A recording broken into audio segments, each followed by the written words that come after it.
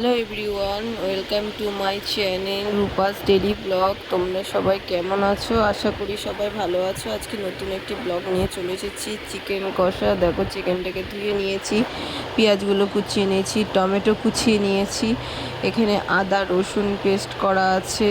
এখানে আমি গ্যাসের মধ্যে কড়াটা বসিয়ে দিয়েছি, দিয়ে এবার আমি সর্ষের তেল দিয়ে দিচ্ছি। আমি চিকেন কষাটা আমি সর্ষের তেল দিয়ে রান্না করব। তেলটা গরম হয়ে যাওয়ার পর আমি এখানে দিয়ে দিয়েছি গোটা গরম মশলা ফোড়ন। তারপরে গোটা গরম মশলাটা একটু নাড়াচাড়া করে তারপরে আমি দিয়ে দিয়েছি এখানে পেঁয়াজ কুচি।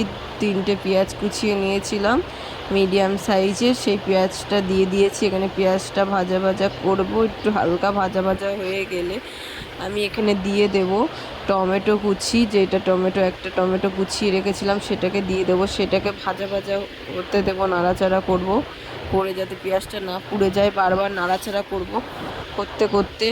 এবার আমি দিয়ে দেবো, তারপরে একটু হালকা ব্রাউন ব্রাউন কালার হয়ে এলে তারপরে আমি দিয়ে দিলাম নুন, সামান্য পরিমাণ নুন দিয়ে দিলাম। তোমাদের যতটা লাগে তোমরা ততটা দেবে নুনের পরিমাণটা। তারপরে হালকা হালকা ভাজা হয়ে এলে এবার আমি দিয়ে দেবো আদা রসুন পেস্টটা যেটা করে রেখেছিলাম সেটা এবার আমি দিয়ে দেবো।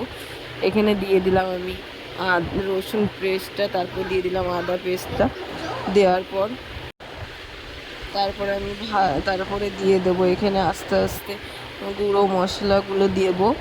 এখানে আমি এখানে আমি রসুন বাটাটা দিলাম। তারপরে এবার আমি জিরের গুঁড়ো ছিল, জিরের গুঁড়োটা দিয়ে দিলাম, ধনে গুঁড়ো দিলাম। দেওয়ার পর এবার আমি 1 চামচ হলুদ গুঁড়ো দেবো। দিয়ে এই মশলাটাকে ভালো করে কষাবো। কষিয়ে কষিয়ে তেল ছেড়ে গেলে, দেখো মশলাটাকে ভালো করে কষাচ্ছি। কষানোর পরে তেলটা ছেড়ে গেলে আমি দিয়ে দেবো চিকেনগুলো। তারপর আবার আরেকটু নুন দিলাম, তখন আমি অল্প একটু নুন দিয়েছিলাম, আবার আরেকটু নুন দিলাম। এবার আমি মশলাটাকে ভালো করে কষাতে হবে, যত কষাবে তত জিনিসটা ভালো হবে। দেখো তেল ছেড়ে গেছে, এবার আমি চিকেনগুলো দিয়ে দিলাম। চিকেনগুলো দিয়ে নাড়াচাড়া করে তারপর আমি ঢেকে ঢেকে ঢেকে ঢেকে চিকেনটাকে ভালো করে বারবার করে ঢেকে ঢেকে দেবো, দিয়ে চিকেনটাকে সিদ্ধ করব।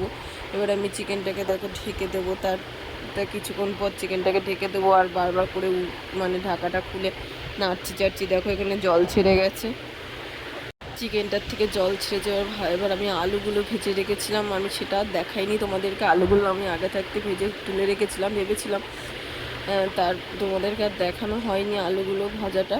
তারপর দেখো আমি এখানে আলুগুলো দিয়ে দিলাম, দিয়ে ভালো করে ঢাকা দিয়ে আবার আলুগুলো সিদ্ধ করব। তারপরে তেল ছেড়ে গেছে, এবার আমার মাংসটা অলরেডি সব হয়েই এসেছে। এবার আমি এখানে দিয়ে দেবো মাংসের মধ্যে, ভালো করে নাড়াচাড়া করে নিচ্ছে। নিয়ে এবার আমি দিয়ে দেবো এখানে গরম জল, মাংসের মধ্যে গরম জল দিয়ে দেবো। এবার ঢাকা দিয়ে দিলাম। আবার দেখো কিছুক্ষণ পর আবার দেখছি তেল ছেড়েছে। এবার আমি ফাইনালি আমার হয়ে গেছে চিকেন কষাটা। এবার আমি দিয়ে দেবো এখানে, দেখো বললাম যে গরম জলটা দেবো, গরম জলটা পরিমাণ মতো অল্প করে গরম জল দিয়ে আবার ঢাকা দিয়ে দেবো। কিছুক্ষণ পর ফুটলে আবার আমি গরম মশলা দেবো, দিয়ে আমি চিকেনটা নামিয়ে নেব।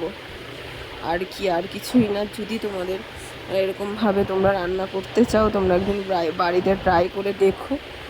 আমার ওইটা গরম মশলাটা আমি দিয়ে দিলাম, দিয়ে এবার আমি নামিয়ে নেব। ফাইনালি হয়েই গেছে আমার চিকেনটা। তোমাদের যদি ভালো লাগে এইভাবে একদিন বাড়িতে ট্রাই করে দেখো। রান্নাটা যদি আমার ভালো লেগে থাকে প্লিজ ভিডিওটা লাইক কমেন্ট শেয়ার করে দিও, আর চ্যানেলটি অবশ্যই সাবস্ক্রাইব করে দিও।